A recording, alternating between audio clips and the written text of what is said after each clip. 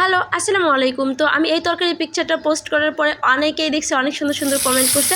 তো চলেন এই তরকারি রান্নাটা আপনাদের সাথে একটু শেয়ার করি। হ্যাঁ, প্রথমে আমি মাছটা একটু ভেজে নিচ্ছি। মাছটা একটু কড়া করে ভাজবো। এটা রুই মাছ। আমি রুই মাছ ছাড়া অন্য কোনো মাছ তেমন খাই না, তো এই জন্য হচ্ছে রুই মাছ দিয়ে রেসিপিটা করে দেখাচ্ছি। আর এখানে পেঁয়াজটা একটু ভেজে নিচ্ছি হালকা করে, তারপর হচ্ছে পেঁয়াজ বাটা দিচ্ছি। এর মধ্যে কিন্তু পেঁয়াজ বাটাটা মাস্ট বি দিতেই হবে, তাহলে গ্রেভিটা অনেক বেশি ঘন হবে। আর এখন দিয়ে দিলাম হচ্ছে হলুদের গুঁড়া, ধনিয়ার গুঁড়া, শুকনো মরিচের গুঁড়া আর স্বাদ মতো লবণ।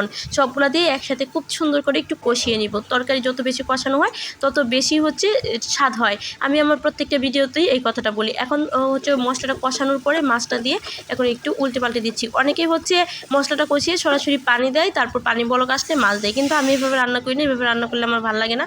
এই তো এখন বলক চলে আসছে, আর আমি এখানে কয়েকটা কাঁচামরিচ ফালি করে দিয়ে দিলাম। ধনিয়া পাতা নাই থাকলে আমি ধনিয়া পাতাও দিতাম। এই তরকারি কিন্তু হয়ে গেছে। মাশাআল্লাহ, কালারটা অনেক বেশি সুন্দর। এবার আমি একটা বাটিতে এটা সার্ভ করে নিচ্ছি। দেখছেন মাশাআল্লাহ অনেক বেশি সুন্দর হয়েছে। চাইলে আপনারা কিন্তু এই তরকারিটা বাসায় ট্রাই করতে পারেন। ভালো লাগলে ভিডিওটা একটা শেয়ার দিবেন। এতক্ষণ সাথে থাকার জন্য ধন্যবাদ সবাইকে।